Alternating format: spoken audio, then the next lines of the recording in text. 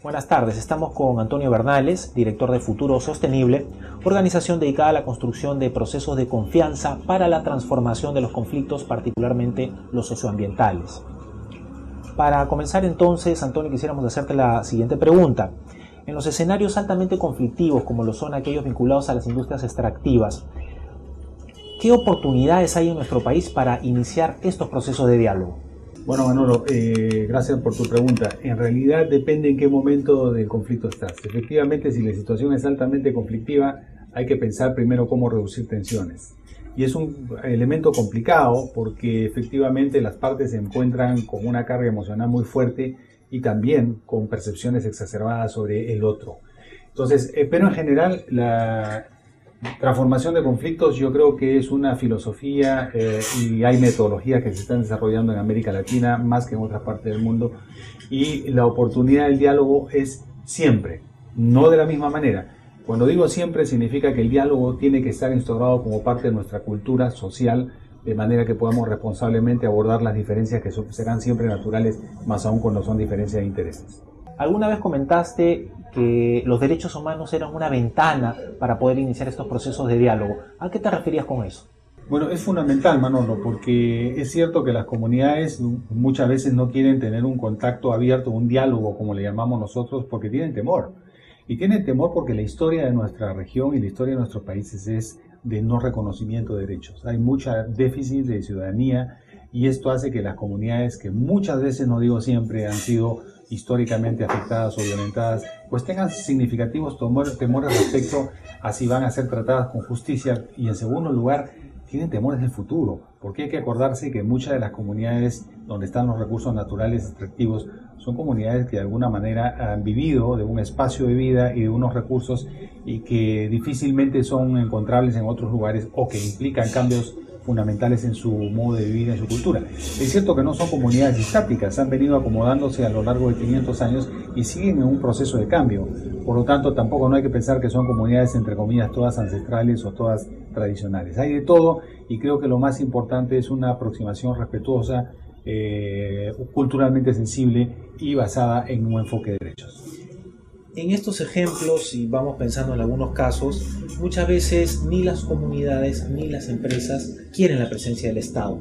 ¿Cómo hacer para fortalecer la necesaria presencia del Estado y sobre todo cuando hablamos de brechas muy grandes en salud, educación, etc.?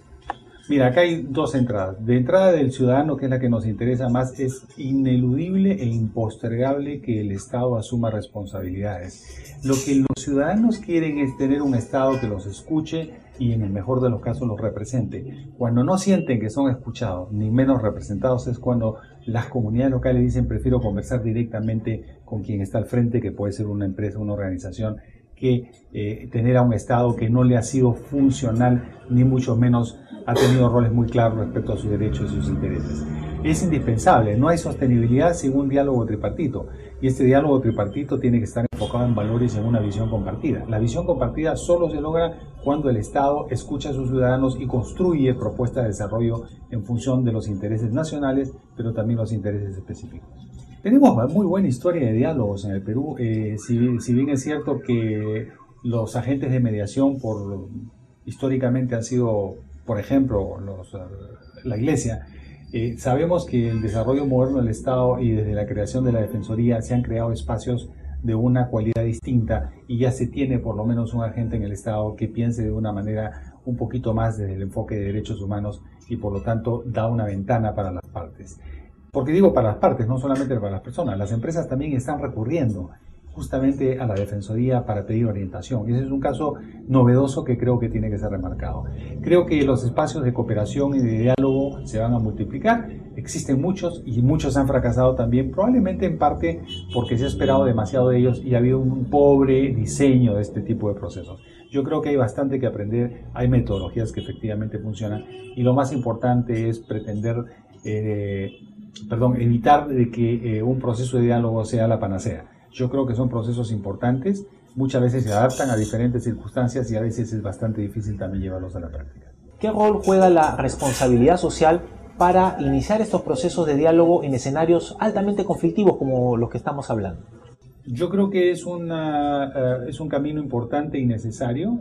Las empresas efectivamente se encuentran que hay muchas más expectativas sociales respecto a su función. Creo que hoy en día nadie, como un empresario serio, puede decir que su único objetivo es hacer negocio. Yo creo que los empresarios saben muy bien que para hacer negocio necesitan tener relaciones de aceptación y de mutuo beneficio en la comunidad, y esto pasa por la percepción de las mismas. Y por otro lado, cuando hablamos nuevamente de industrias extractivas o proyectos muy grandes, yo creo que los propios empresarios se han encargado de darse cuenta de esto y entender de que no puede haber desarrollo ni éxito empresarial en un entorno de desconfianza y en un entorno sobre todo pobre. Ya que estamos hablando de los empresarios, ¿cómo poder tratar de armonizar las brechas entre los mismos empresarios al interior de un mismo sector, entre aquellos que, por ejemplo, respetan a las comunidades y aquellos que de una manera drástica arrollan sus derechos fundamentales? Tú tienes las dos entradas, la entrada de las fuerzas que empujas y las fuerzas que jalan. Las fuerzas que jalan son los empresarios líderes que logran tener esta visión y efectivamente demostrar que es posible y es hasta económicamente mejor para las empresas tener un cambio sustantivo de sus políticas.